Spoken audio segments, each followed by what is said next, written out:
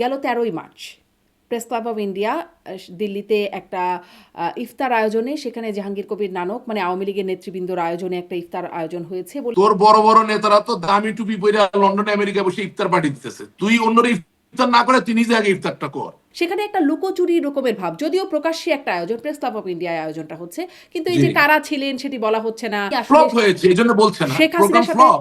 ধরেন, কিন্তু কিন্তু ব্যক্তির সেখানে ডাক কেন, মানে ব্যক্তি ডাকবেনই বা কেন? নিশ্চয়ই কোনো উদ্দেশ্য না, আছে। তিনি বলছেন যে ভারতের আশীর্বাদেই ক্ষমতায় গেছে বিএনপি। ভারতের সংসদে বেগম খালেদা জিয়ার মৃত্যুতে আপনি শোক প্রস্তাব করলেন। এর আগে অনেক রাষ্ট্রপতি আরো অনেক প্রধানমন্ত্রী মৃত্যুবরণ করেছেন, তাদের কারো নাম কি সংসদে শোক প্রস্তাব দেওয়া হয়েছে? দেওয়া হয় নাই। যাদের একটু লজ্জা শরম আছে তারা বলে পালিয়ে এসেছে, আর যাদের লজ্জা শরম নাই তারা বলে তারা নাকি স্থান পরিবর্তন করেছে। 17 বছর আওয়ামী লীগের যে তৃণমূলের খবর হইল না, এখন শুধু তৃণমূল আর তৃণমূল। আহা, একদিনে তো আর ঝড় উঠে না, একদিনে তো আর স্রোত তৈরি হয় না, একদিনে পৃথিবীও তৈরি হয় না। বাইবেলও বলা আছে 6 দিন লাগছে পৃথিবী তৈরি হইতে। আপনাদেরকে একটু শনি কাটছে কিনা বা কিছু কপাল খুলছে কিনা? যেমন ধরেন, কোথাও কোথাও দেখা যাচ্ছে নিষিদ্ধ ঘোষিত সংগঠন ছাত্রলীগ তারা ইফতারের আয়োজন করছে, প্রকাশ্যে ইফতারের আয়োজন করছে। আওয়ামী লীগ নেতাদের অনেকের জামিন হচ্ছে, অনেক আপনার পরিসংখ্যান ভুল। জামিন হচ্ছে এবং জেল গেট থেকে আবার গ্রেপ্তার হচ্ছে, আপনার পরিসংখ্যান ভুল। জুলাই আগস্টের যে মামলাগুলো সেগুলোতে জামিন হচ্ছে না, আপনার ভুল। মানে আগে আপনার অনুষ্ঠানে মাঝে মাঝে তারেক রহমানের কড়া সমালোচক আপনি ছিলেন, সেখানে তাকে উন্মাদ প্রায়ও বলতেন কখনো কখনো। এখন কি আপনার মূল্যায়নটা একই রকম আছে না? না, আমি এই ধরনের কথা তো বলি নাই, তবে আমি হ্যাঁ, হ্যাঁ, বলেছেন। আমি একদম দেখেই যেসব বলছি, যেসব আজকেই দেখছিলাম। যেসব আপনাদের আমলের রাষ্ট্রপতি এখন আপনাদেরকে, মানে আপনাদের আমলকে ফ্যাসিস্ট আমল বলছে। উনি যদি বলে বসেন যে আপনারা যখন দেশ ছেড়ে চলে গেলেন আমার একটু সাথে নিয়ে যাইতেন, জনাব শাহাবুদ্দিন এবং শিরিন শারমিন চৌধুরী দুজনকে আমি বলে দিলাম ইন্না লিল্লাহি ওয়া ইন্না ইলাইহি রাজিউন।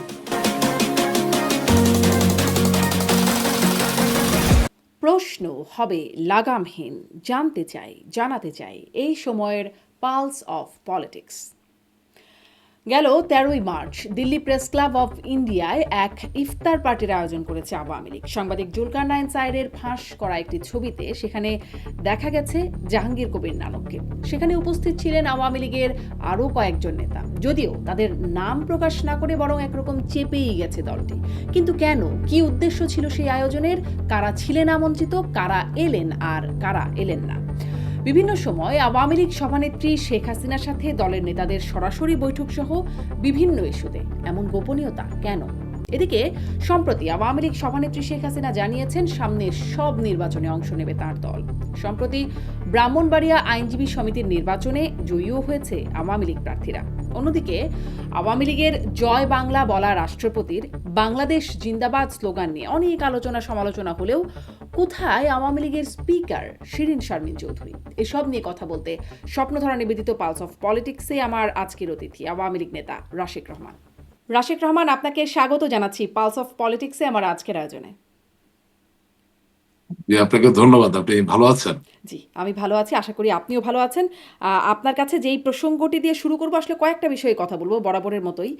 প্রসঙ্গ যেটি দিয়ে শুরু করি যে গেল 13ই March press club of India দিল্লিতে একটা ইফতার আয়োজনে, সেখানে জাহাঙ্গীর কবির নানক মানে আওয়ামী লীগের নেতৃবৃন্দর আয়োজনে একটা ইফতার আয়োজন হয়েছে বলে জানা যাচ্ছে। সেটির একটা ছবি প্রকাশ করেছেন সাংবাদিক জুলকারনাইন সাইর, এবং তার প্রেক্ষিতে সেটিকে রেফার করে আপনাদের দলের অ্যাক্টিভিস্ট বা আইনজীবী নিঝুম মজুমদার তিনি বলছেন যে মানে জুলকারনাইন স্যার বলেছেন সেখানে বেলজিয়াম থেকে গিয়ে হাসান মাহমুদও জয়েন করেছিলেন, সাবেক পররাষ্ট্রমন্ত্রী। কিন্তু নিঝুম মজুমদার বলছেন না, হাসান মাহমুদ যান নাই, কিন্তু কারা ছিলেন তাদের নাম আবার তিনি সেখানে প্রকাশ করেন নাই। আপনি কি জানেন আসলে কি হয়েছে, মানে কারা আয়োজন করেছিল, কারা সেখানে অতিথি হিসাবে এসেছিলেন বা কারা আসেন নাই আমন্ত্রিত হয়েও? আপনাকে ধন্যবাদ আজকের এই অনুষ্ঠানে আমাকে আমন্ত্রণ জানানোর জন্য। দেখেন, প্রথম কথা হচ্ছে যে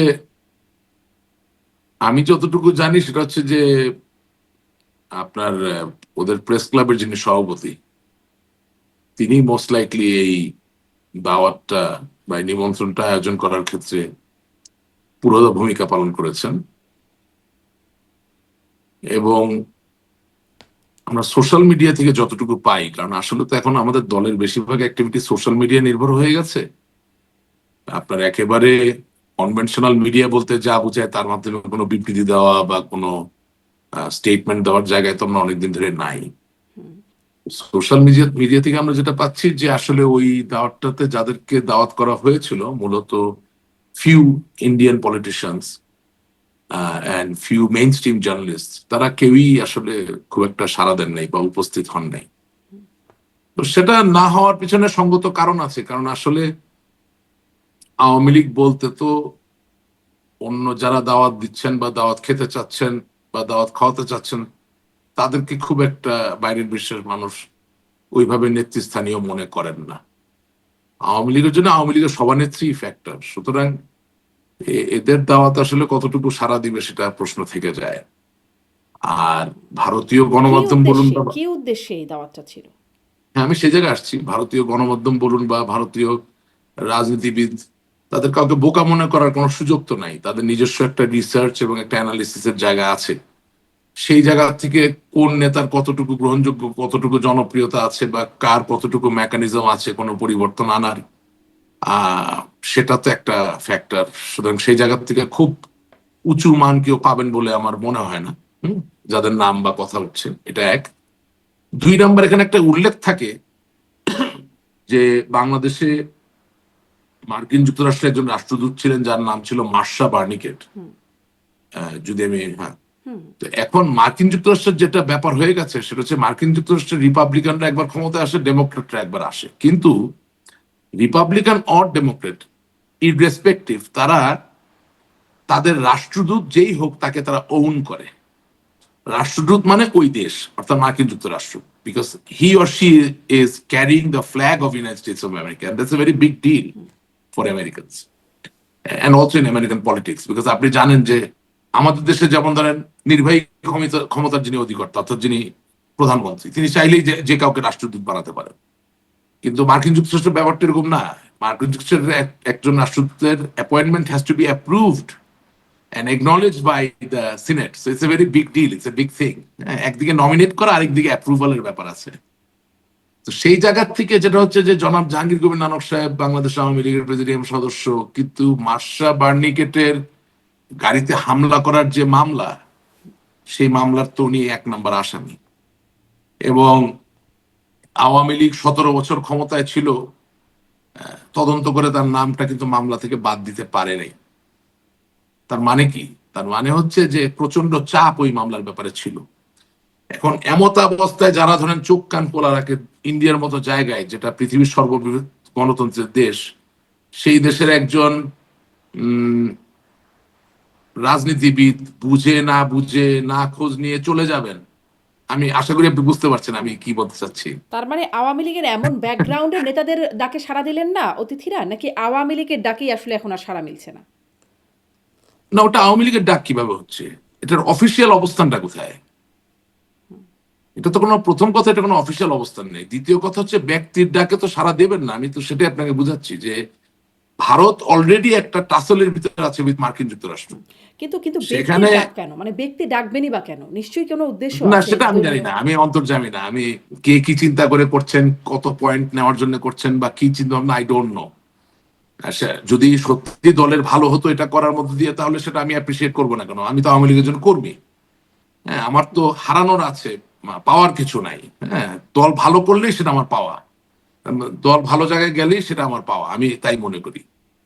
শুধু আমার একার না, কোটি মানুষের পাওয়া। কারণ বাংলাদেশের রাজনীতিতে ভারসাম্য যদি ফিরে আসে আওয়ামী লীগ ফিরে আসার মধ্য দিয়ে, তাহলে এটার উপকার শুধু আওয়ামী লীগ যিনি করেন তিনি পাবেন না, এটার উপকার 17 কোটি মানুষই পাবেন।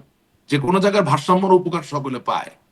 সমস্যাটা হয়ে যাচ্ছে যে আমরা যত নিবিড় ভাবে চিন্তা করতে চাই না, যাদেরকে আমরা দাওয়াত দিচ্ছি তারা তার থেকেও বেশি নিবিড় ভাবে চিন্তা করছে। এবং সমস্যা হচ্ছে যেই অতি ভারত নির্ভরতার যেই অতি ভারত নির্ভরতার উপরে ভিত্তি করে আমাদের কর্মকাণ্ডগুলো আমরা সাজানোর চেষ্টা করেছি, সেই জায়গাটা থেকে আমরা এখন আছি। Bharat with open arms they are trying to help the BNP government, the newly elected honorable prime minister. এখন সেই জায়গায় আপনার ভালো না লাগতে পারে, আমার ভালো না লাগতে পারে, কিন্তু আমাদের তো মানিয়ে নিয়ে সামনে আমরা কি করব সেটা ঠিক করতে হবে। তো 12 ফেব্রুয়ারির আপনি বলছেন যে নির্বাচনের ভারত পরে, ভারত এখন মানে আমি আসলে এই প্রসঙ্গের এখনো আসতে চাইনি, আগের প্রসঙ্গ শেষ হয় নাই, তবে এটা হারিয়ে যাবে বলে একটু প্রশ্নটা করে রাখি যে বলছেন ভারত এখন মানে নতুন ইলেক্টেড সরকারকে সহযোগিতা করছে পূর্ণ দমে, আমার গত অনুষ্ঠানে ছিলেন আওয়ামী লীগের সাবেক এমপি হাবিবে মিল্লাত। তিনি বলছেন যে ভারতের আশীর্বাদেই ক্ষমতায় গেছে বিএনপি। আপনিও কি এটার সাথে একমত পোষণ করবেন? আমি তো ওইভাবে কথা বলি না আসলে। প্রথম কথা হচ্ছে যে ডক্টর হাবিব মিল্লাত যার কথা বললেন, ওনাকে আমি খুব সম্মান করি, খুব শিক্ষিত মানুষ। উনি একজন সফল চিকিৎসক, একজন সার্জন ছিলেন, এবং আপনি জানেন উনি বাংলাদেশের বাইরে দীর্ঘদিন সফলতার সাথে ওনার চিকিৎসা পেশা প্রচারিত করেছেন। জ্ঞানী মানুষ। আমি ওনার কথায় যাওয়ার আগে বলি, আপনার এখানে যতজন আমরা আসি আওয়ামী লীগের পক্ষ থেকে, কয়জন আপনি মনে করেন যে বাংলাদেশ আওয়ামী লীগের সভানেত্রীর সাথে কথা বলে, এন্ডোর্সমেন্ট নিয়ে এসে কথা বলে? কেউ তো কিছুই জানেন না, এসে কি নিয়ে কথা বলতেছে। ভারতের এখন এখন আমি আপনার প্রশ্নের উত্তরে আসছি। ভারতের সমর্থন নিয়ে এসেছি কি আসেনি, সেটা তো অনেক গভীর বিষয়। আমি একটু অগভীর জায়গায় কথা বলি। সেটা হচ্ছে যে আপনি বাংলাদেশের সাবেক প্রধানমন্ত্রী, বিএনপির চেয়ারপারসন, বর্তমান মাননীয় প্রধানমন্ত্রী মা বেগম খালেদা জিয়ার মৃত্যুতে যখন জয়শঙ্কর ঢাকায় আসছেন, প্রশ্নগুলো এইভাবে হতে হবে যে ওনার কি অপশন ছিল কিনা না আসার? নিশ্চয়ই ছিল। ওনার জায়গায় উনি পররাষ্ট্র সচিব পর্যায়ের কাউকে পাঠাতে পারতেন। ওনাদের পররাষ্ট্র বিষয়ক যে সংসদীয় কমিটি, হ্যাঁ, যেটা সভাপতি আমাদের খুবই নাম করা একজন সাংসদ ভারতে, আহ ওনার নামটা হলো কি বলে, যাই ভুলে গেছি, মনে পড়লে বলবো, শশী থারুর। হ্যাঁ, তাকে পাঠাতে পারতেন। আপনি একসময় বাংলাদেশে যিনি রাষ্ট্রদূত ছিলেন, হর্ষবর্ধন সিংলা, যিনি এখন রাজ্যসভার সদস্য, তাকে পাঠাতে পারতেন। অপশন গুলা কি কি ছিল? অনেক অপশন ছিল। বাট জয়শঙ্করজি নিজে আসার সিদ্ধান্ত নিলেন। এখন আপনি এটা খাতায় লিখে ফেলেন। 2 নাম্বার, ওনার সাথে প্রণয় বার্মা, সে যাওয়া আশা করছে। এরপরে আপনি ভারতের সংসদে বেগম খালেদা জিয়ার মানে জন্য শোক এটা প্রস্তাব একদম হচ্ছে। ওপেন যে ভারত সমর্থন হ্যাঁ, একরকম দিচ্ছে, কিন্তু না তাদের না, এভাবে না, তার এভাবে আশীর্বাদে হবে না। আসছে, এটি কি? না, আমি একটা ভিন্ন আঙ্গিক দেওয়ার চেষ্টা করছি আপনার অনুষ্ঠানে, একদমই না। Hmm, it's a question of option. আমি আওয়ামী লীগকে ফেলে দিচ্ছি না, আমি কাউকে উপরে উঠেছি, আমি আপনাকে রিয়েলিটি গুলো বলতেছি। আপনি ভারতের সংসদে বেগম খালেদা জিয়ার মৃত্যুতে আপনি শোক প্রস্তাব করলেন। এখন অপশন গুলো কি? প্রস্তাব হচ্ছে যে হুসেন মোহাম্মদের সাথে 9 বছর রাষ্ট্রপতি ছিল, তার তো ভারতের সাথে কোনো বিমাতা সুলভ সম্পর্ক ছিল না, কিন্তু তার নাম কি সংসদে উঠেছে? উঠে নাই। এর আগে অনেক রাষ্ট্রপতি, আরো অনেক প্রধানমন্ত্রী মৃত্যুবরণ করেছেন, তাদের কারো নাম কি সংসদে শোক প্রস্তাব দেওয়া হয়েছে? দেওয়া হয় নাই। তার মানে কি, অপশন ছিল শোক প্রস্তাব না আনার, কিন্তু নেওয়া হয়েছে। গেল। এবার আপনি চলে আসেন সামনের দিকে। নির্বাচন হওয়ার পরে বাংলাদেশের নবনির্বাচিত প্রধানমন্ত্রী জনাব তারেক রহমানকে কি ভারত অভিনন্দন জানিয়েছে? হ্যাঁ, জানিয়েছে। অপশন ছিল না জানানোর? হ্যাঁ ছিল, কিন্তু অভিনন্দন জানিয়েছে। তেল সংকট, বৈশ্বিক সংকট, সেখানে ভারত বাংলাদেশকে সহযোগিতা করার আশ্বাস কি জানাচ্ছে? জানাচ্ছে। কারণ কি? আপনার অনুষ্ঠানে আমি এর আগেও বলেছি, এখনো বলছি, জামাতে ইসলামী ক্ষমতায় আসার থেকে বিএনপি ক্ষমতায় আসা তাদের জন্য বেটার অপশন। এখন এই যে বাস্তবতা, এই বাস্তবতাটা বুঝে আওয়ামী লীগের নেতা কর্মীকে কথাটা বলতে হবে। আমরা এমন কিছু করব না যে বাধ্য হয়ে সব অপশনের পথ আমরা বন্ধ করে দিব। রাজনীতি তো একদিনের ব্যাপার না। এমন কি হ্যাঁ, হচ্ছে আমরা যে তো, আওয়ামী লীগকে ছেড়ে ভারত এখন বিএনপির হাত ধরছে? না, আমি তো বলেছি এখানে ছেড়ে দেওয়ার তো কোনো বিষয় নেই, it's a question of option. ছেড়ে দেওয়ার কি হলো? আমি আমার বাসা থেকে বের হলাম, আমার বাসায় ডানেও যেতে পারি, গেট থেকে বামেও যেতে পারি। আমি দেখলাম ডান দিকের পথে জাম বেশি, আমি আপাতত সময় বাঁচানোর জন্য বাম দিকে গেলাম। এর মানে কি এই যে ডানের পথে আমি আর কোনোদিন যাব না? সুতরাং ছেড়ে দেওয়া এই ধরনের শব্দ তো আমি ইউজ করব না। আমি বলবো যে under the prevailing circumstances the best option that India has, they have all the moral and ethical right to choose the best option for their own people, for their own democracy. That's what they have done. তারা ওই কাজটাই করেছেন। এখন ধরেন Habibullah uncle, আমি ওনাকে uncle বলি, খালু বলি, হ্যাঁ, খুবই বিনয়ী মানুষ, ভালো মানুষ। যদি সত্যি উনি আওয়ামী লীগের আগামী দিনের নেতৃত্বে টিকতে পারেন, তাহলে আমি মনে করি আওয়ামী লীগ কিছু একটা পাবে। প্রবলেমটা হচ্ছে যে উনি যখন এমপি ছিলেন তখন তো উনি সিরাজগঞ্জ আওয়ামী লীগের ভারপ্রাপ্ত সভাপতি ছিলেন, বা বোধহয় সভাপতি ছিলেন। একদিনের নোটিশে তো ওনাকে সভাপতি পদ থেকে উধাও করে দেওয়া হয়েছে। এখন আমি যেই চক্রটা বা যে সিন্ডিকেটটা দেখি যে আমাদের প্রাণ প্রিয় জননেত্রী শেখ হাসিনা, বঙ্গবন্ধুর কন্যা, আওয়ামী লীগকে যারা আসলে অন্ধকার ভাবে নিয়ন্ত্রণ এতদিন করেছেন, তারা তো এখনো আগের জায়গায় আছেন। তারা প্রথম সুযোগ পাওয়া মাত্র এই ডক্টর হাবিব মিল্লাতকে আবার ফেলে দিবে। বুঝলেন, এখানে তো অনেক ইকুয়েশন আছে। এখানে সৈয়দা সাজেদা চৌধুরী, হাবিব মিল্লাত সাহেবের শ্বশুর মানে ইঞ্জিনিয়ার মোশাররফ সাহেব, অর্থাৎ আমাদের সভানেত্রী জননেত্রী শেখ হাসিনার সাবেক বেআই সাহেব, হ্যাঁ, আপনার এদিকে আমাদের জাতীয় চার নেতার সন্তান, আমাদের নেতা মরহুম নাসিম সাহেবের এলাকার রাজনৈতিক একটা সমীকরণ, সেখানে আবার হাবিবুল্লাহ সাহেব সিরাজগঞ্জের কাজীপাড়ার কি বলে যে সিরাজগঞ্জের সেখানে এমপি, সবকিছু মিলিয়ে একটা পরিস্থিতি যেটাতে আসলে আবার আগের চর্চা যে আসবে না সেটা আপনি বুঝলেন কিভাবে? সেই আগের চর্চাতে বা আপনি যে বলছিলেন অন্ধকারে রাখা শেখ হাসিনাকে কারা রেখেছিল, কাদের কথা আপনি মিন করছেন? এটা তো বহুবার আপনার অনুষ্ঠানে বলেছি। কেন আমার কাদের চাচা রেখেছিলেন, এখনো রাখছেন। হ্যাঁ, কেন আপনি এই যে একটু আগে যারা ইফতারের আনাত ওনারা করেছেন, কেন করবেন না? আপনি একটা জিনিস আপনাকে চিন্তা করতে হবে, আহমেদ সফার একটা খুব দামি কথা আছে, বুঝলেন, এটা আমরা ভুলে গেছি, আমি বলতে চাই। আপনি মিছিল করলেন, মিটিং করলেন, does it solve your problem? No, it doesn't. কেন? কারণ রাজনীতির সবচেয়ে বড় সাফল্যের জায়গা হচ্ছে বুদ্ধিদীপ্ত, নৈতিকতায় পুষ্ট একটা মেরুদণ্ড, অর্থাৎ ইংরেজিতে বলা যেতে পারে morally, ethically and strategically sound spine or backbone। 5ই আগস্ট 2024 সালের পরে আওয়ামী লীগের এই যে একটা নৈতিক এবং বুদ্ধিদীপ্ত আধ্যাত্মিক কমা, আতলামি নির্ভর বলতে পারেন, হ্যাঁ, আতেল নির্ভর, বুদ্ধিদীপ্ত নির্ভর যে মেরুদণ্ড বা যে নৈতিক জায়গাটা, যে spine, it has been totally shattered.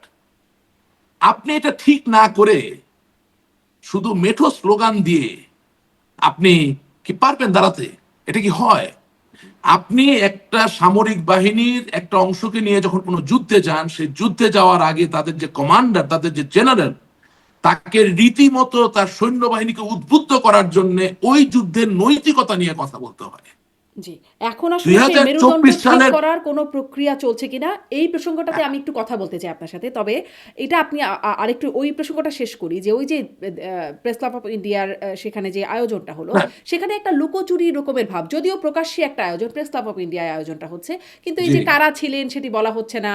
বা এর আগেও আমি আমার অনুষ্ঠানে আওয়ামী লীগের নেতারা এসেছেন, আমি যিনি আসলে ফ্লপ হয়েছে এই জন্য বলছে না, শেখ প্রোগ্রাম হাসিনার সাথে, ফ্লপ। ধরেন শেখ হাসিনার প্রোগ্রাম সাথে, ফ্লপ কেন আপনি বুঝতে পারবেন? Programme flop, who authorised it you think? আপনাকে আমি বললাম কি, আমি তো অনেক কিছু ইঙ্গিত, সবকিছু তো মানে হয়েছে কি, আমার তো অলরেডি অনেক শত্রু। জিনিসটা হচ্ছে আমরা বাংলাদেশের ভালো চাই, আমরা আওয়ামী লীগের ভালো চাই। আমি আপনাকে বারবার একটা কথা বলেছি যে যে যত যায় কিছু বলুক, দিনের শেষে বাবা মা ভাই বোন সহ যে সংসার, ওটাই পৃথিবীর সবচেয়ে সুন্দর সংসার।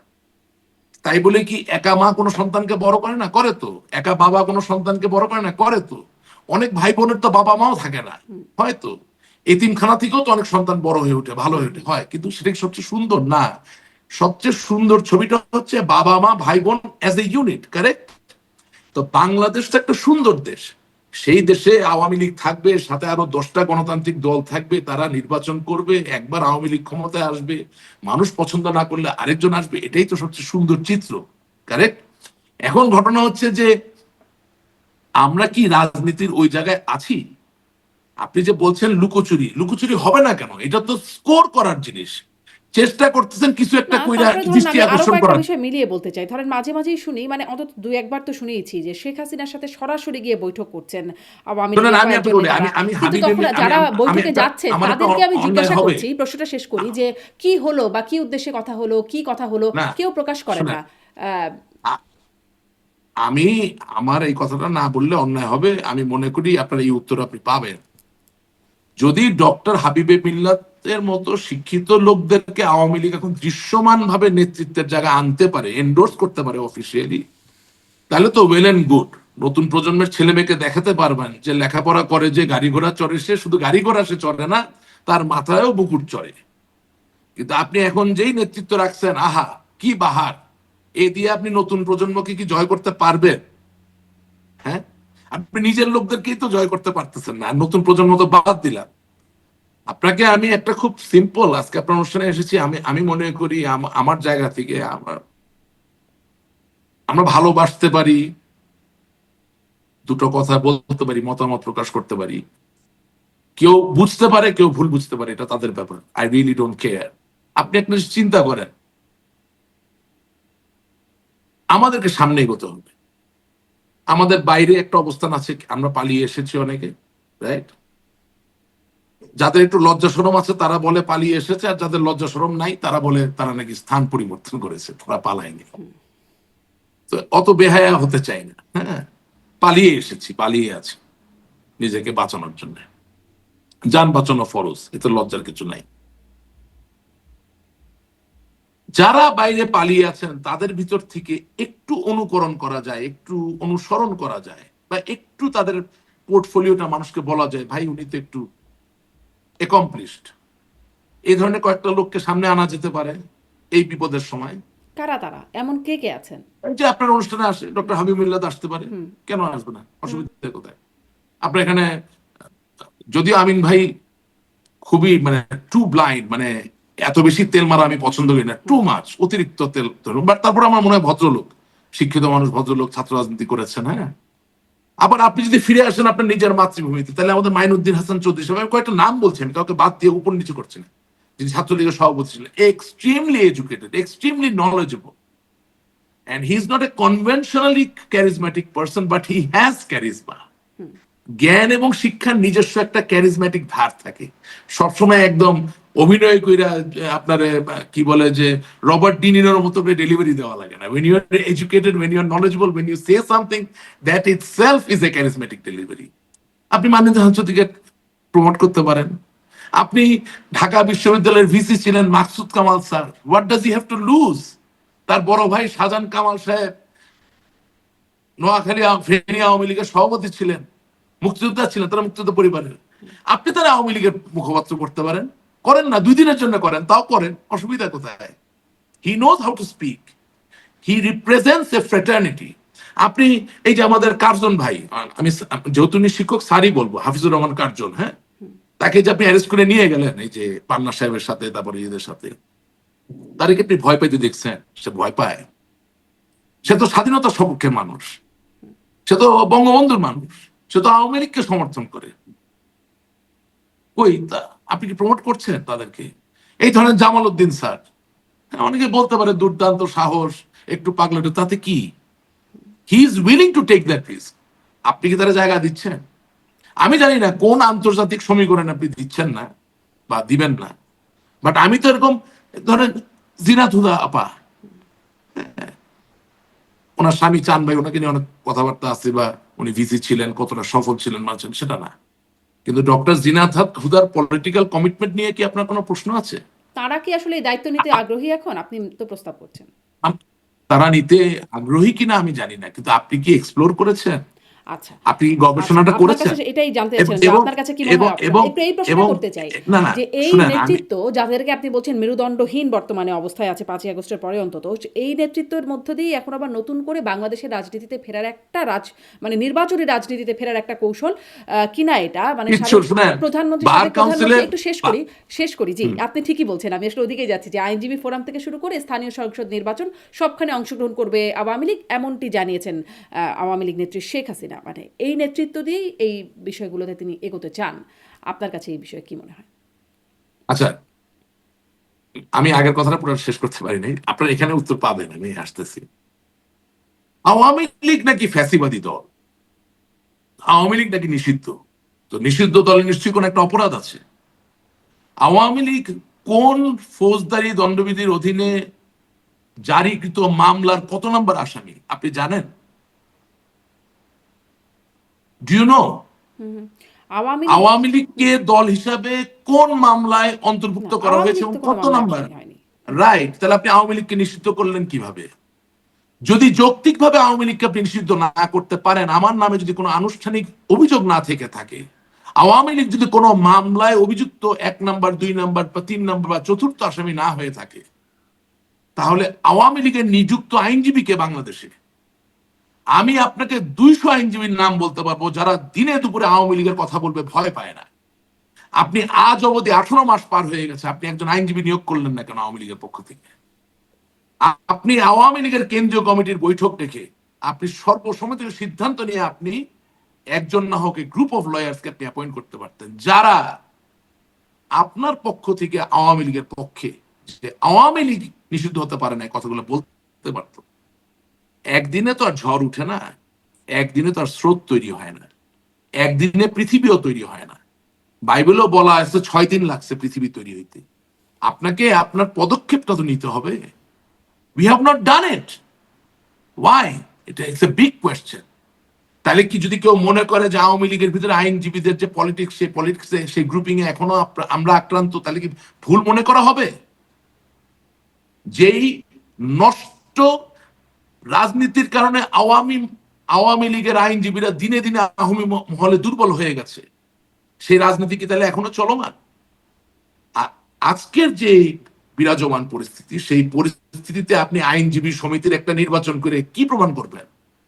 ওগুলো তো ইকুয়েশনের আইনজীবী নির্বাচন। সমিতির নির্বাচন থেকে শুরু করে স্থানীয় সরকার নির্বাচন, ইউপি শুনেন, নির্বাচন থেকে সব আমি নির্বাচন বলছি করবে। আইনজীবী সমিতির নির্বাচন হচ্ছে সমীকরণের নির্বাচন, হিসাবের নির্বাচন। সেখানে আদর্শ থেকে পেশাদারিত্বের যে সমীকরণ, যে হিসাব, সেটা বেশি মুখ্য। ও দিয়ে আপনি বাংলাদেশে দাঁড়াইতে পারবেন কিনা কিছু নির্ণয় হবে না, কিছু নির্ণয় হবে না। ভালো, ইটস গুড যে আমরা সব নির্বাচনে অংশ, তাতে কি? তাতে কি? আপনি বনানী ক্লাব, ওই গুলশান ক্লাব, ওই ঢাকা ক্লাবের সভাপতি হইলে কি যায় আসে? নাথিং। আপনি বাংলাদেশের কিন্তু ধরেন মানুষকে নিয়ে স্থানীয় ডিল সরকার করতেছেন। নির্বাচন, ইউপি সদস্য বা মেম্বার হওয়া, সিটি কর্পোরেশনের মেয়র হওয়া, এরকম নির্বাচনে হ্যাঁ, যেতে পারে। আপনি 17 বছর আগে, 17 বছর ধরে যে নৌকা মার্কা দিয়ে আপনার নিজের তৃণমূলকে ভাগ করে ফেলছেন, সেই স্থানীয় সরকার নির্বাচনে গেলে আপনি ঐক্যবদ্ধ আওয়ামী লীগের অবস্থান পাবেন নাকি আসলে?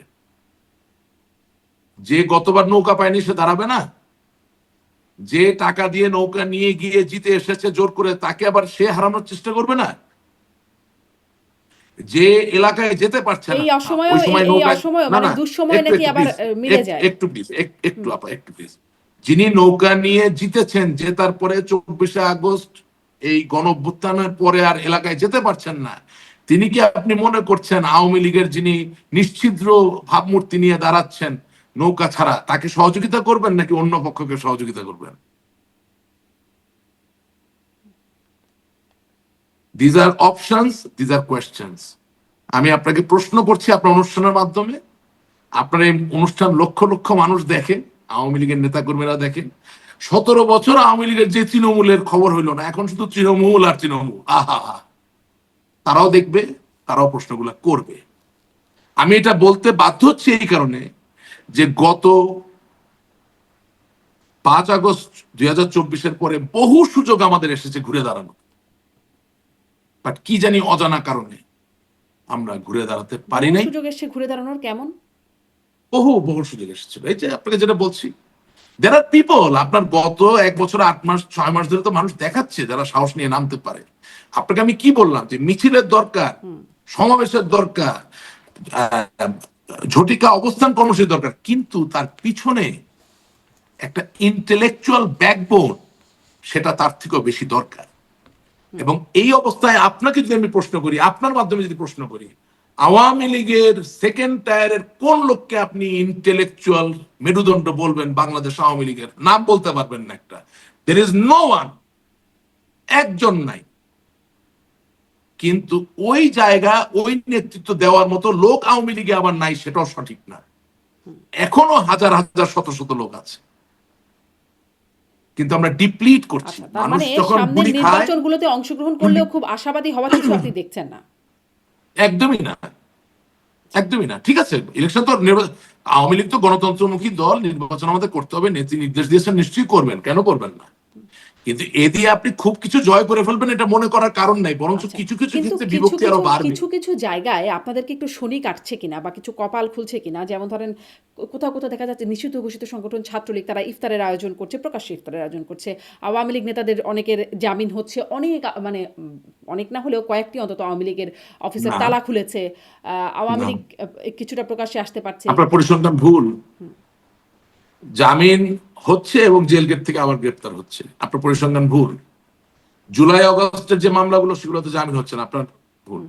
হ্যাঁ, জুলাই আগস্টের পাশাপাশি সাপ্লিমেন্টারি অন্যান্য যে কেসগুলো দেওয়া হয়েছিল সেগুলোর জামিন হয়েছে কিছু, সেটা আবার আপনার প্রতিদিন খুব বেশি হলো 70 থেকে 80টা হাইকোর্টে জামিনের ফাইল মুভ করে। জামিনের আবেদন হলো 30,000, প্রতিদিন 70টা, কতদিন লাগবে? ওই লোক জামিন পাওয়ার পরে আবার ঘুরে আসার সময় হলো বই কি? এই হলো বাস্তবতা, দিস ইজ দ্য রিয়ালিটি। এবং একটা সামনে মাঝখানে দেখলাম না যে আর আইসিটির একজন আপনি আপনি প্রসিকিউটর। কষ্ট করে ইফতার খাওয়াইতেছেন, আরে বাবা তুই নিজে ইফতার কর বাপ। তোর বড় বড় নেতারা তো দামি টুপি পরে লন্ডনে আমেরিকা বসে ইফতার পার্টি দিতেছে, তুই অন্যরা ইফতার না করে তুই নিজে আগে ইফতারটা কর, আগে নিজে ইফতারটা কর।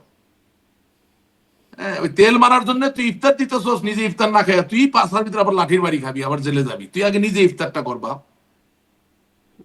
করার পরে ওই যে ওই আমার মতো যে বিদেশে এসে খুব ভালো নামি দামি পদের ইফতার পার্টি করতেছে, তাদেরে বল ইফতার পাঠাইতে, তারপর ইফতারটা দে। মানে আপনি কি সেই রকম একটা কথা শুনতাম আগে, প্রবাদ আর কি, চাচা আপন প্রাণ বাঁচা, ওইটা আগে আগে সেই বিষয়ে। আপনি আপনি আপনি সমর বিদ্যায় চাচা আপন প্রাণ বাঁচানো কি অন্যায়? আচ্ছা, আপনি আপনি যে সেই যুদ্ধ পরামর্শই দিচ্ছেন। করবেন, না না, আচ্ছা, আপনি যে যুদ্ধ করবেন বা আপনি যে সংগ্রাম করবেন, আপনি তো সঠিক উদ্দেশ্যে, সঠিক কারণে, সঠিক নেতৃত্বে যুদ্ধ বা সংগ্রামটা করবেন। আপনি যদি নিজেকে রক্ষা না করতে পারেন, তারপরে যুদ্ধটা করবেন কিভাবে? আপনি কতগুলা তৃণমূল নামে কর্মী পাইছেন, বাস নামাই দিলেন, কই 17 বছর তো খবর ছিল না এই কর্মীর। মানে আপনি এই আওয়ামী লীগের নেতৃত্বের পরিবর্তন দাবি করছেন? আমি মনে করি সেকেন্ড টায়ার থার্ড টায়ারের পরিবর্তন না হলে দের ইজ নো হোপ। আপনি যদি ফিরেও আসেন তাতে কি যায় আসে? মানে শেখ হাসিনার আপনার নেতৃত্বে আপনার সেকেন্ড টায়ার আপনার থার্ড টায়ারের পরিবর্তন আ- আ- আপনি চান? আপনার লক্ষ্য বা উদ্দেশ্য কি ক্ষমতায় যাওয়া? আমি আপনার কাছে বলি, একটু যদি আপনি ফিল করবেন, হ্যাঁ, হ্যাঁ, এটা আমাকে সিমলেসলি বলতে দিবেন না, নাহলে কিন্তু মানুষ ভুল বুঝবে, কিন্তু ঠিক আছে? একটু প্রিসাইজ এবং সংক্ষেপে আরো কয়েকটা বিষয়ে কথা বলতে চাই। হ্যাঁ, না প্রিসাইসলি, বাট এটা খুব জরুরি, এটা বলতে হয়। বঙ্গবন্ধু তারুণ্যে যখন মন্ত্রী হয়ে গেলেন, তার অনুভূতিটা কি ছিল, অনুভবটা কি ছিল? যে তাকে দেশের মানুষের জন্য, দেশের মানুষকে সংঘবদ্ধ করতে হবে। উনি তো মন্ত্রিত্ব ছেড়ে রাজনীতিকে, একেবারে পিওর রাজনীতিকে, নিখাত রাজনীতিকে আলিঙ্গন করে নিলেন। তার মানে কি, যে মাঝে মাঝে মানুষ ক্ষমতা এবং পদের উপরে চলে যায়, ঠিক আছে না? ওটা না হলে তার বাংলাদেশের স্বাধীনতার যুদ্ধে তার নেতৃত্বের জায়গাটা তৈরি হতো না। উনি তো করেছেন নিঃস্বার্থে, নির্মোহ চিত্তে, এবং জেল খেটে কারাবন্দি থেকে ফাঁসির কাছে গিয়ে উনি প্রমাণ করেছেন বাঙালিকে যে তিনি বাঙালিকে ভালোবাসেন, ঠিক আছে না? তো এখন ধরেন বঙ্গবন্ধু কন্যা জয়ন্তী শেখ হাসিনা উনি প্রথমবার যখন প্রধানমন্ত্রী হলেন, তখন ব্যাপারটা প্রধানমন্ত্রী পর্যন্তই ছিল। বেগম খালেদা জিয়া, মেজর জেনারেল জিয়া রহমান, তাকে হত্যা করার পরে উনি যখন প্রথমবার প্রধানমন্ত্রী হলেন, তখন ব্যাপারটা প্রধানমন্ত্রী কিন্তু ছিল। কিন্তু যখন জননেত্রী শেখ হাসিনা প্রথমবারের পরে দ্বিতীয়বার প্রধানমন্ত্রী হলেন, তখন কিন্তু উনি প্রধানমন্ত্রীর উপরে চলে যাওয়ার কথা। তার মানে দেশ, জাতি। তাহলে দেশ এবং জাতি হওয়া মানে হচ্ছে আওয়ামী লীগটাকে তো লাগবে, কারণ আওয়ামী লীগটা তো একটা আদর্শ বহন করে। বেগম খালেদা জিয়া দ্বিতীয়বার যখন প্রধানমন্ত্রী হলেন, তখন তার প্রধানমন্ত্রীত্বের উপরে চলে যাওয়ার কথা। কেন? কারণ ওই যে দলটা বিএনপি, যেটা কোটি মানুষ সমর্থন করে, তাহলে দেশ এবং জাতির ভালো করতে গেলে ওদের আদর্শের ধারক বাহকের নাম হচ্ছে BNP, Bangladesh national party, correct? এখন ওনাদের দুইজনের কে কতটুকু প্রধানমন্ত্রিত্বের উপরে যেতে পেরেছেন, সেটা জনগণ এবং সময় উত্তর দিবে।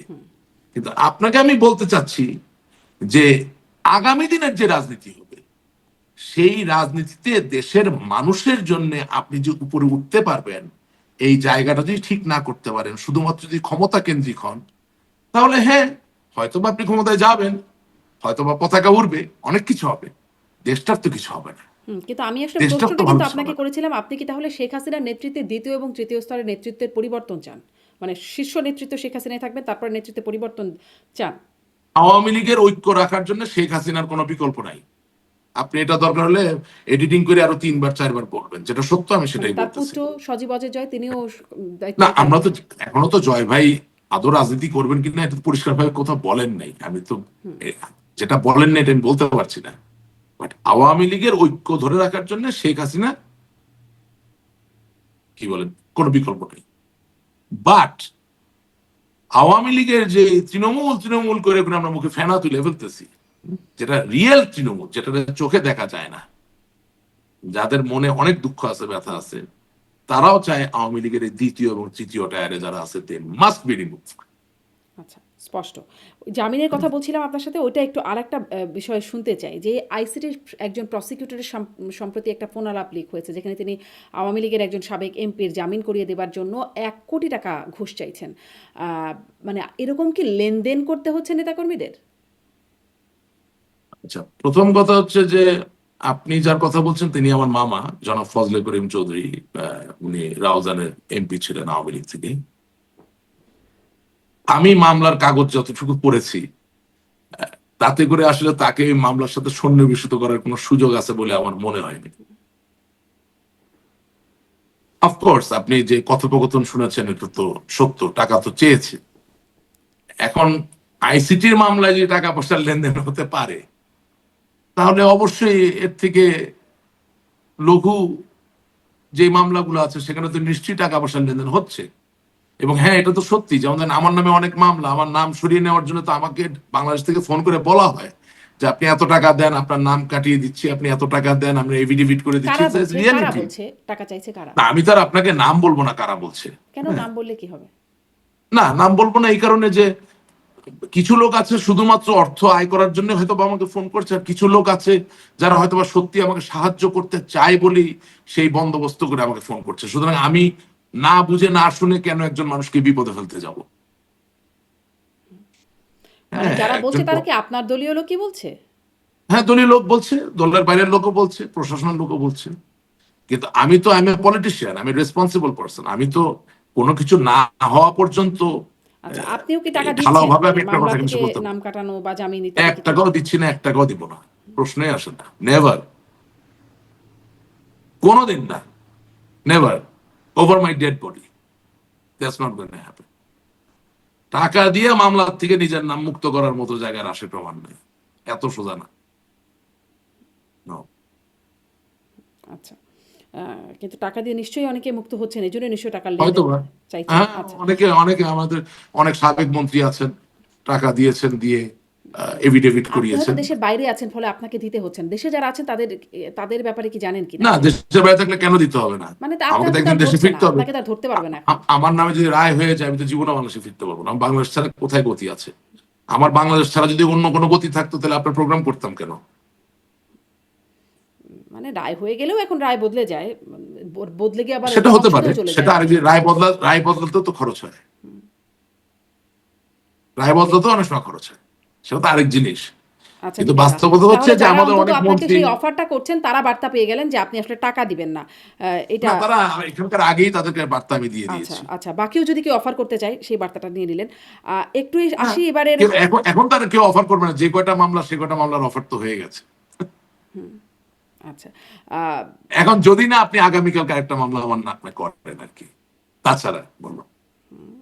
আচ্ছা, আমরা একটু এই বিষয়েও আসতে চাই। নতুন সংসদ হলো, সেই বিষয়টা নিয়েও একটু কথা বলতে চাই। কেমন হলো এবং প্রধানমন্ত্রী তারেক রহমান তিনি কাজ করছেন দায়িত্ব নেবার পর থেকে তাঁকে কিভাবে দেখছেন? মানে আগে আপনার অনুষ্ঠানে মাঝে, মাঝে তারেক রহমানের কড়া সমালোচক আপনি ছিলেন। সেখানে তাকে উন্মাদ প্রায়ও বলতেন কখনো, কখনো। এখন কি আপনার মূল্যায়নটা একই রকম আছে? নাকি মনে হচ্ছে যে তার মানে আপনার মূল্যায়ন কি তাকে নিয়ে প্রধানমন্ত্রীর দায়িত্ব নেবার পর?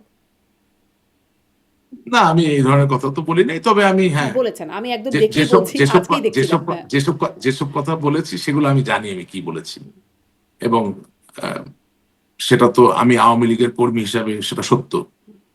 বাংলাদেশের স্বাধীনতা যুদ্ধের প্রথম রাষ্ট্রপতি তো বঙ্গবন্ধু শেখ মুজিবুর রহমান, উপরাষ্ট্রপতি সৈয়দ নজরুল ইসলাম। এটা তো আর আপনি চেঞ্জ করতে পারছেন না, এটা সত্য। আহ একজন দেশের ভাবি প্রধানমন্ত্রী তিনি তার আয়ের উৎস কি এটা জানতে চাওয়া বোধহয় খুব বড় কোনো অন্যায় না। এখন অফকোর্স একটা উত্তপ্ত বাক্য বিনিময় হয়ে যায় রাজনীতি করতে গেলে, টকশো করতে গেলে, সেখানে বাক বিতর্কিত হয়, যুক্তিত হয়, সেটা আরেক জিনিস। বাট আমার মনে হয় না কোনো কবিরা গুনাহ করা হয়েছে। হাউএভার, না, আসলে বাট প্রশ্নটা বাট ছিল বাট সংলাপ বাট সমঝোতা সম্পর্কে। তখন আপনি এরকম বাট বলছিলেন যে বাট আমার তাদের এখানে সাথে সংলাপ আমার কিসের? হ্যাঁ, আমার এখানে সবচেয়ে বললাম তো যে আমরা তো পলিটিক্সটাকে এমন ভাবে বিপনাইজ করেছিলাম, এমন ভাবে একটা শত্রু ভাবাপন্ন পরিস্থিতি করে ফেলেছিলাম যে যেটার এখন খেসারত আমার থেকে তো যারা বাংলাদেশে আটকে আছে তাদের বেশি দিতে হচ্ছে।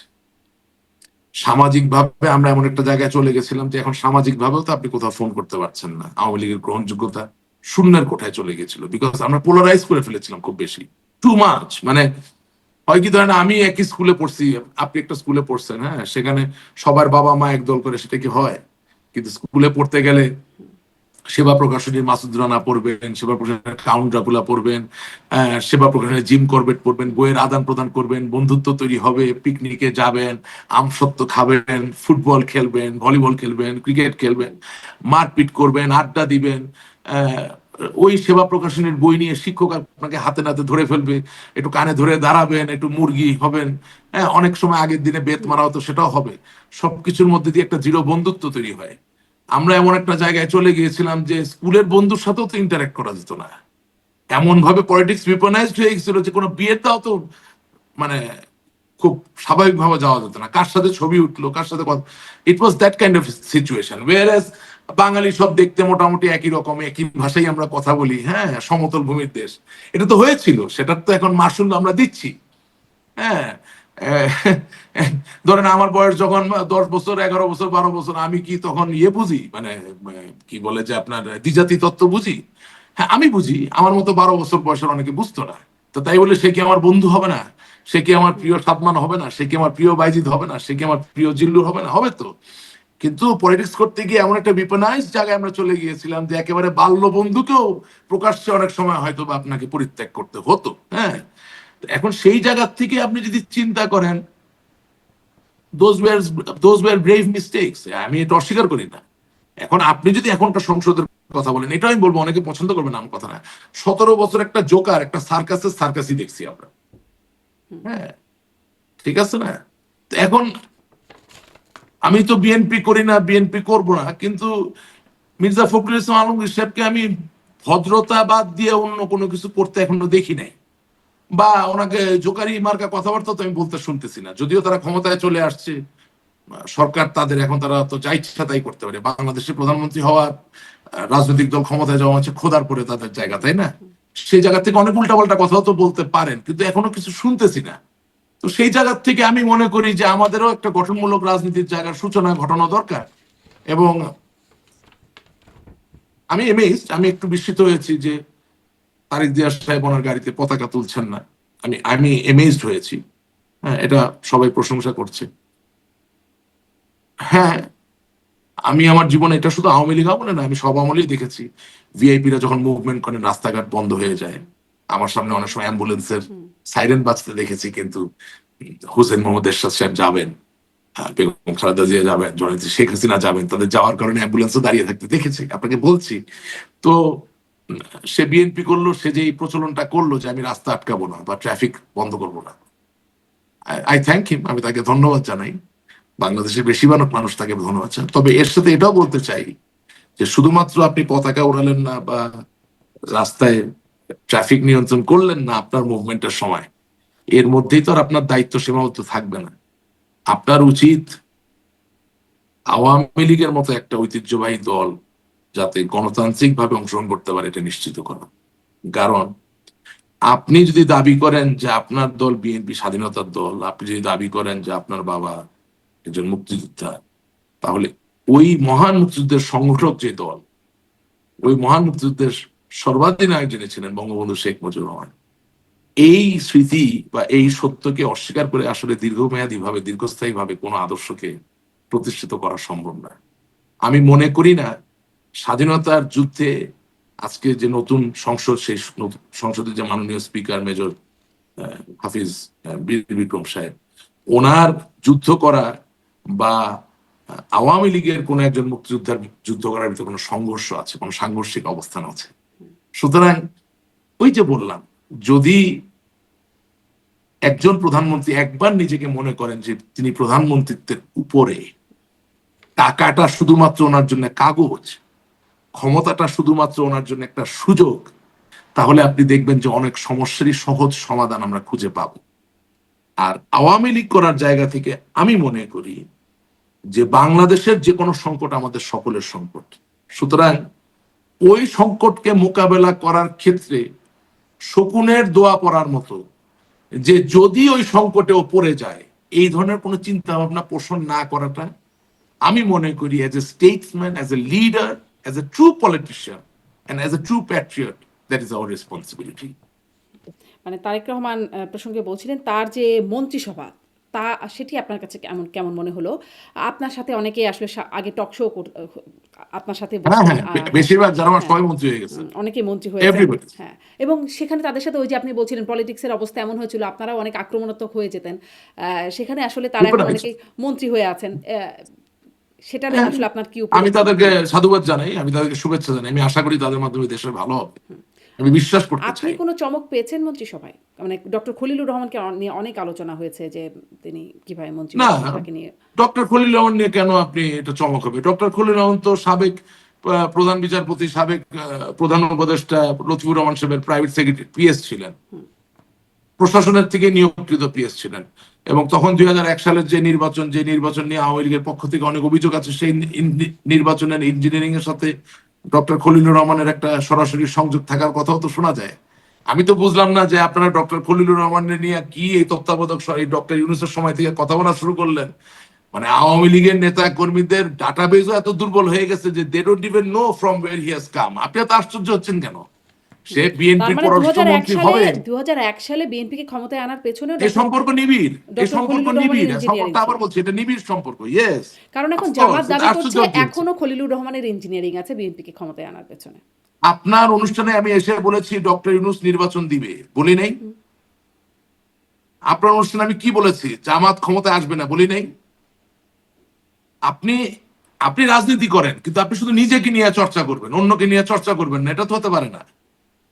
আপনি এক একটা ক্রিটিক্যাল পার্সোনালিটির যদি এক একটা নেসেসারি পার্সোনালিটির যদি ডোসিয়ার মেনটেন করেন, যে তাকে নিয়ে একটু লেখাপড়া করেন, চিন্তা করেন, আপনি তো বুঝবেন কি হবে সামনে। আপনি খলিলুর রহমান সাহেবকে নিয়ে এত চিন্তা করতেছেন কেন? এটা কেন হিসাব মিলবে না? নিবিড় সুনিবিড় সম্পর্ক, দীর্ঘদিনের।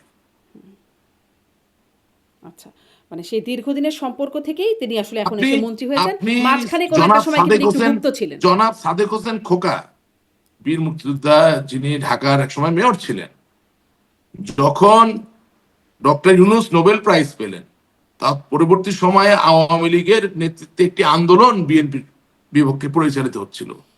সেই সময় থেকে নাগরিক সম্বর্ধনা থেকে শুরু করে ডক্টর মোহাম্মদ ইউনূসের ওই আন্দোলন প্রশমিত করার ক্ষেত্রে ওনার যে বার্তা উনি দিয়েছিলেন গণমাধ্যমের সামনে, সেগুলো বিশ্লেষণ করলেই তো আপনি পেয়ে যাবেন যে ইনক্লিনেশন টুয়ার্ডস হুইচ পার্টি।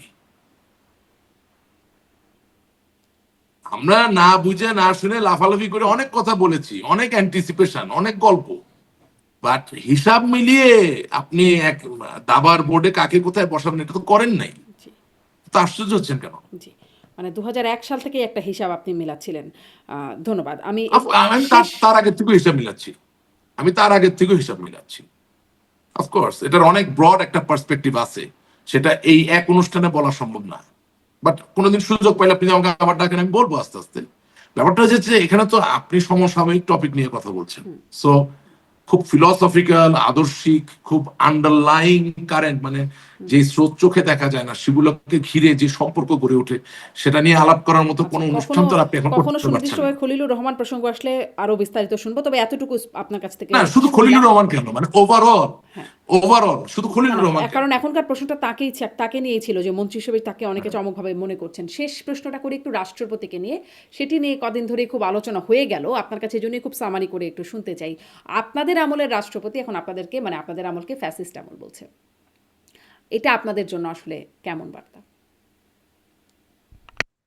আচ্ছা, বঙ্গবন্ধু কন্যা জননেত্রী শেখ হাসিনা দিল্লিতে চলে যাওয়ার পরে 3টা ফাংশনাল সাংবিধানিক পদ ছিল।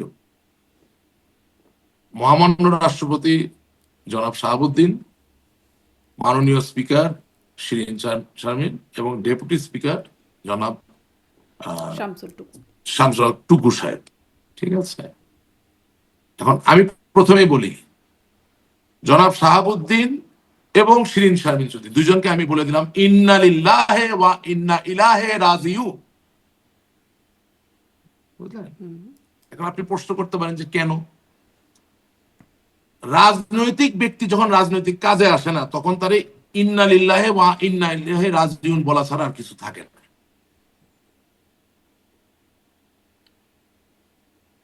আপনি আজকে শুধু প্রেসিডেন্ট প্রেসিডেন্ট প্রেসিডেন্ট রাষ্ট্রপতি নিয়ে লেগেছেন। যদি রাষ্ট্রপতি তার জায়গায় বলে বসে যে আমি তো রাষ্ট্রপতি হইতে চাইনি, আমি তো স্বপ্নই দেখিনি কোনোদিন আমি রাষ্ট্রপতি হব, কি বলবেন? উনি যদি বলে বসেন যে আপনারা যখন দেশ ছেড়ে চলে গেলেন আমার একটু সাথে নিয়ে যাইতেন, এটার উত্তরে কি বলবেন?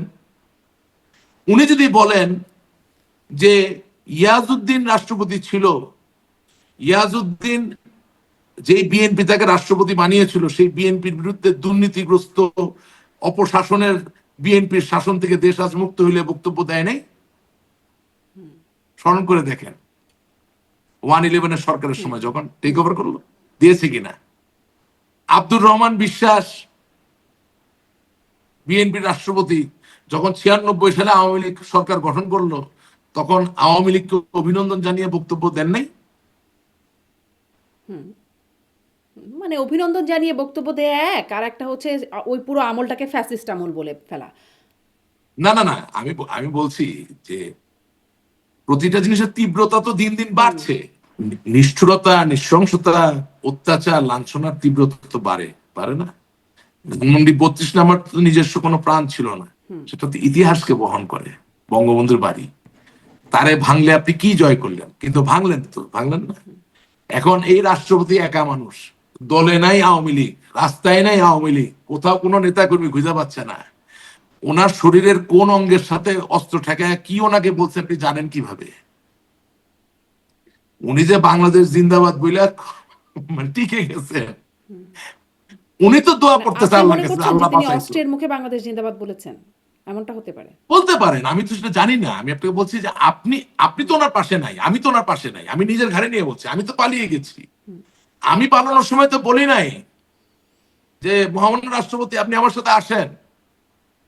আমি যে একটা স্পিকার বানাইছিলাম, ওই যে বললাম দুজনকে ইন্না লিল্লাহি বলছি না, কেন বলছি আপনার বুঝতে হবে। কারণ শিরিন শারমিন চৌধুরীকে আপনি স্পিকার বানিয়েছেন সরাসরি ভোটে নির্বাচিত সংসদ সদস্যদের স্পিকার, অভিভাবক হওয়ার জন্য, যেখানে তিনি নিজেই ছিলেন সংরক্ষিত আসনের। তাহলে নিশ্চয়ই কোনো কারণে বানিয়েছেন। স্পিকার হবে কে? যে সংকটকে মোকাবেলা করতে পারে। নোয়াখালী তার বাড়ি, সেখান থেকে নিয়ে রংপুরের মানুষের ওখানে আপনি আর কোনো নেতা পান নাই, পীরগঞ্জ থেকে ওনাকে এমপি বানিয়ে দিচ্ছেন, ভালো কথা। তাহলে সংকট যখন আসলো, উনি যদি 2রা সেপ্টেম্বর 2024 সাল রিজাইন করতে পারেন, ডেইলি স্টারে নিউজ আছে, প্রথম আলো নিউজ জানেন, তাইলে রাষ্ট্রপতি কি দোষ করলো? সংবিধান কি শুধু একজনের দায়িত্ব মেনটেন করা? বরঞ্চ যারা আপনি ডেপুটি স্পিকার হিসেবে রাখছেন তাকে তো মাইক থাপ্পড় সব দেওয়া হয়েছে, কিন্তু সে রিজাইন করে নাই। তাকে হাজার অত্যাচার করার পরে সে রিজাইন করেনি। তার মানে কি? তার মানে আপনার এই অনুষ্ঠানের মধ্যে বলতে চাচ্ছি যে পলিটিক্যালি প্রুভেন সোল ছাড়া যাদেরকে আপনি সংবিধান রক্ষা করার দায়িত্ব নাকি দিবেন, এরকম তারা যাকে রিজাইন করতে বলা হয়েছে তিনি রিজাইন করেছেন, যাকে আসলে সেরকম চাপ দেওয়া হয়নি তিনি করেন নাই, বিষয়টা কি এরকম নাকি? নো নো নো, মারাত্মক রকম মানে অত্যাচার সাবেক করা হয়েছে। প্রধানমন্ত্রীও তো রিজাইন না করে চলে গেছেন বলে দাবি নো করেন। নো, শামসুল হক টুকুর মারাত্মক চাপ দেওয়া হয়েছে, সে তো রিজাইন করে নাই। আপনি তো ধরতেই পারেন। আমি বলছি পলিটিক্যালি প্রুভেন যারা, রাজনৈতিক ভাবে যিনি প্রমাণিত, তারে আপনি যে জায়গা মতো রাখেন, সে তো ক্রাইসিসে ভাঙবে না, সে আপনার ফাইট করবে। আপনি 17 বছরে উল্টাপাল্টা লোক আমরা বসাইছি। আপনারা জানেন শিরিন শারমিন চৌধুরী কোথায়? মানে সংসদের প্রথম অধিবেশনে তারেক রহমান বলছেন যে না, উনি স্পিকার, রিজাইন ডেপুটি করে ভালো স্পিকার আছেন, উনি তারা রিজাইন করে ভালো আছেন। নিখোঁজ। প্রবলেমটা হচ্ছে যে উনি রিজাইন করছেন, সেই বিষয়ে আওয়ামী লীগের নেতা কর্মীদের কোনো রিয়াকশন নাই। যখন আমরা যেটা পাই, হুজুগে লাফাই, লাফ দিয়া পড়লাম। আরে রাষ্ট্রপতি নিয়ে লাফাইতেছেন। আজকে যদি সংসদের স্পিকার বইলা বসতো আমি রিজাইন করবো না, তাহলে কি দাঁড়াইতো জিনিসটা আপনি মনে করেন? রাষ্ট্রপতি কি আছে? ওর কিছুই নাই, কোনো ক্ষমতাই নাই তার সাংবিধানিক, হি হ্যাজ নাথিং। আমার কথা হচ্ছে আমি কারো পক্ষে না বিপক্ষে না, আমার কথা হচ্ছে আপনি একটা জিনিস জানবেন। সেনাবাহিনীর অনেকে আবার আপনার এখানে আসে, সাবেক, জিজ্ঞেস করবেন, সেনাবাহিনী বা পুলিশের কাউকে কখনো এককভাবে অস্ত্র ক্যারি করতে দেওয়া হয় না, বা কোনো অপারেশনে এককভাবে পাঠানো হয় না। কেন? It's a question of formation. তার মানে হলো যে আপনি একা যেমন অস্ত্র চালাবেন, ঠিক একইভাবে অস্ত্র রক্ষাও করতে হবে। কারণ আপনার অস্ত্র কেড়ে নিয়ে যদি আপনার উপর উল্টা চালায়, তাহলে তো লাভ হলো না।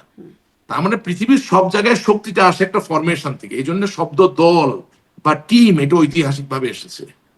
তো সাংবিধানিক পদে যারা আছেন তারা তো একটা গ্রুপে অন্তর্গত, তারা একটা নিবিড় সম্পর্ক স্থাপন করে একসাথে কাজ করার কথা। এই সাংবিধানিক পদধারী ব্যক্তিরা প্রধানমন্ত্রী চলে যাওয়ার পরে কি হবে সংবিধানে তো লেখা নাই। সেই সময় তারা যদি আগেই একজন রিজাইন করে ফেলে, তাহলে আরেকজনের কাছ থেকে কি আশা করতেছেন আপনি? আমি পদ দিতে পারি বললেই পদ দিলাম। হ্যাঁ, আমি গ্রামাঞ্চল থেকে এখন তো বেশি স্পেসিফিক বলা যাবে না, হ্যাঁ, উঠাই নিয়ে আসলাম কি বলে হাঁটুতে পড়া লুঙ্গি পরা ছেলে একটাকে, এনে রাত্রেবেলা ওয়াইন খাওয়া শিখাই দিলাম, 1000 কোটি টাকা বানানো শিখাই দিলাম। Is this a political solution? এটা তো হয়েছে, এটা তো হয়েছে।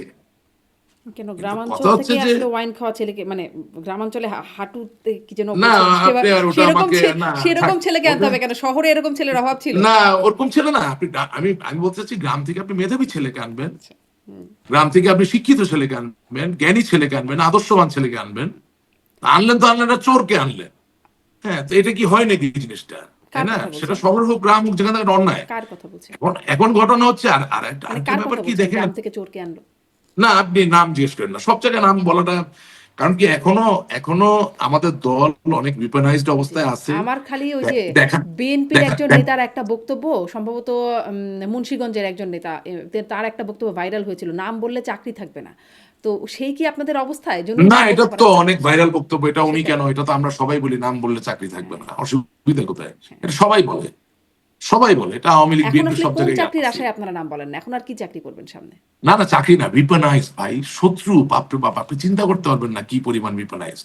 আপনার এই অনুষ্ঠানে বঙ্গবন্ধু, শেখ হাসিনা, আওয়ামী লীগ, বাংলাদেশ ছাড়া তার অন্য কোনো আলাপ করছি না, কিন্তু আমি নির্মোহ ভাবে আলাপ করছি, রিয়েলিটি গুলা বলছি। জি, সেটার জন্য যে পরিমাণ গালিগালাজ শুনতে হয়, এটা তো একটা অচিন্তনীয় ব্যাপার। আর তার থেকে বড় কথা কি, আমি আমি মনে করি যে আমরা ভুল করতেই পারি, আমি করতে পারি, সবাই করতে পারে। যে মনে করে না যে ভুল করতে পারে, সে তো নিজে একটা অনেক বড় ত্রুটি, তাই না? তো নিশ্চয়ই। এবং আপনি আপনি শাহাবুদ্দিন সাহেবের কথা বলতেছেন, আপনি এই যে এই পরিস্থিতির কথা বলতেছেন, দেখেন কতগুলা রিয়েলিটি আপনাকে মাইনে নিতে হবে। কিং চার্লস, যার মস্তক অলিভার ক্রমওয়েল ফেলে দিয়েছিলেন, এবং যাকে বলা হয় সমসাময়িক কালের গণতন্ত্রের পিতা, লর্ড অলিভার ক্রমওয়েল, আপনি হয়তো তার মূর্তি দেখেছেন ওয়েস্টমিনিস্টার অ্যাবির পাশে। হ্যাঁ, সে যে কিং চার্লসের এগেনস্টে গৃহযুদ্ধ পরিচালনা করলো, নেতৃত্ব দিল, তো যখন তার জয় জয়কার, তখন তারা পিছনে পড়লো কারা বলেন? তখন রাজার যারা লয়ালিস্ট, যারা আজকে কনজারভেটিভ পার্টির সদস্য, তারা যারা আজকে কনজারভেটিভ পার্টি হিসেবে পরিচিত, তারা। তার মানে কি?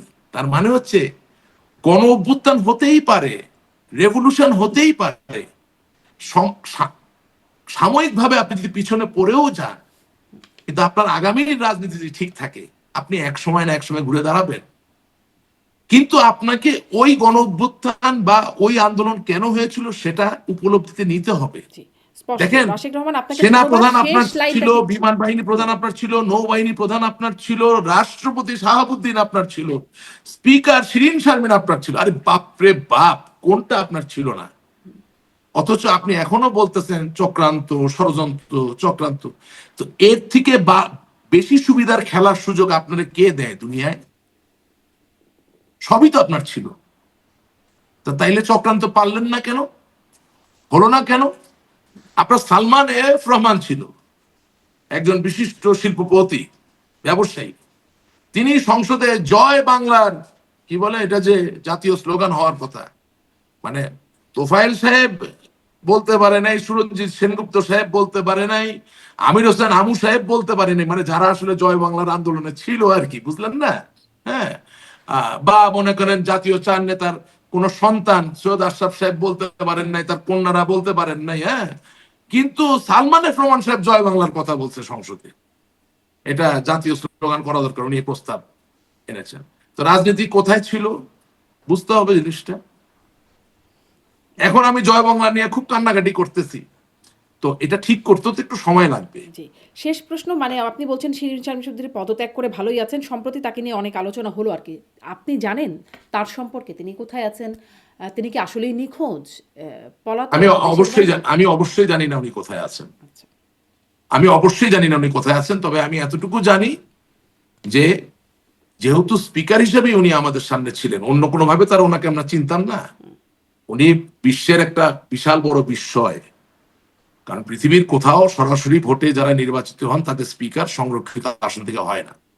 এটা একটা বিরল একটা ইতিহাস, এটা চিরকাল লেখা থাকবে, এটা তো পরিবর্তন করা যাবে না।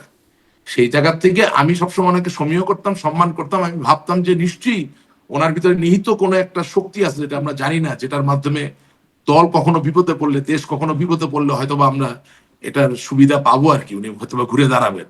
কিন্তু 2রা সেপ্টেম্বর 2024 সালে যখন তিনি রিজাইন করে বসলেন, এবং রিজাইন করার পরে এমন হতে পারে যে বন্দুক ধরে রিজাইন করানো হয়েছে, তাহলে আওয়ামী লীগের অফিসিয়াল পেজ থেকে বলা যেতে পারতো যে শিরীন শারমিন চৌধুরীকে অস্ত্রের মুখে রিজাইন করানো হয়েছে, অথবা আওয়ামী লীগের পেজ থেকে বলা হতো যে ওনাকে বিষ খাওয়াবে বলে হ্যামলকের ভয় দেখিয়ে সক্রেটিসের মতো রিজাইন করানো হয়েছে, অথবা বলতে পারতো যে ওনার কোনো সন্তান বা ওনার কোনো স্বামীকে ক্ষতিগ্রস্ত করবে এই ধরনের ভয় বা ব্ল্যাকমেইল দেখিয়ে রিজাইন করানো হয়েছে।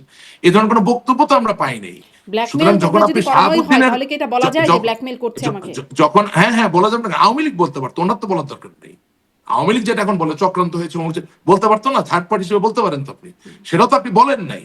আপনি এখন শাহাবুদ্দিন চুপ্পু নিয়ে লাগছেন, আরে ভাই ও তো ইন্নালিল্লাহি ওয়া ইন্না ইলাইহি রাজিউন, তারই নিয়ে কথা বলে লাভটা কি?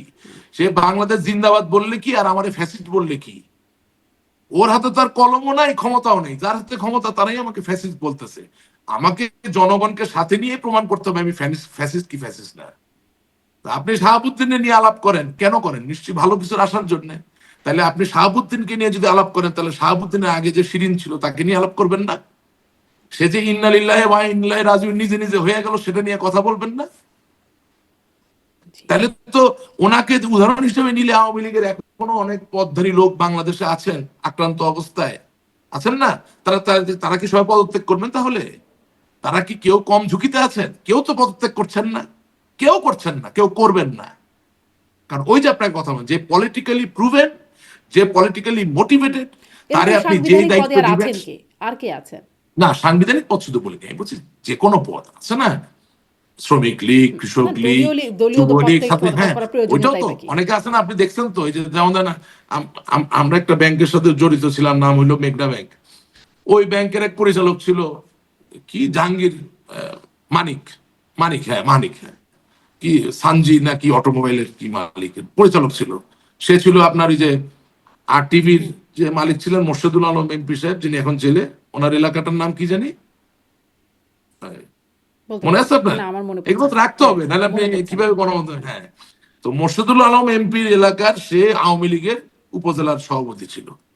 তো 5ই আগস্টের 2024 সালের ইয়ের পরে সে গায়ে দুধ ঢেলে, হ্যাঁ, সাংবাদিক সম্মেলন করে সে আওয়ামী লীগের পদ ছেড়ে দিচ্ছে। এরকম আছে না কিছু লোক? এরকম চুতিয়া লোকও তো আছে বাংলাদেশে। তো আমি বলতে চাচ্ছি যে আমি নিজে কেন এত বড় বড় পদে এমন সব লোকজন দিব যারা একটু চাপেই কি বলে যে অব্যাহতি নিয়ে নেয় বা নিজেরা রিজাইন করে। অনেক এখান থেকে শিখানো নেই। এই জন্য বলছি কি যে যখন ওই আপনাকে যে প্রফেসর কার্জনের কথা কেন বললাম, বা জামালউদ্দিন সাহেবের কথা, বা আমাদের মাকসুদ মানে কামাল তারা তো কোনো সাহেবদের কথা পদেও কেন ছিল না, বললাম? ফলে পদত্যাগের প্রয়োজনীয়তা না তাদের নাই। না না, কিন্তু তারা সাহসী, ওটাই আপনি বলছি যে সাহসী পদক্ষেপ নেওয়ার জন্য পদ লাগে। জি, স্পষ্ট। অনেক ধন্যবাদ রাশিক রহমান। অনেক বড় একটা অনুষ্ঠান হয়ে গেল। অনুষ্ঠানের লেংথ বেশি বড় হয়ে গেলেও আবার একটু ঝামেলা হয়। ধন্যবাদ আপনাকে যুক্ত হবার জন্য। ধন্যবাদ দর্শক সাথে থাকার জন্য। আপনার এই ঝামেলা তৈরি করার জন্য আমি সকল দায় মেনে নিচ্ছি। আপনি ভালো থাকবেন। অনেক ধন্যবাদ।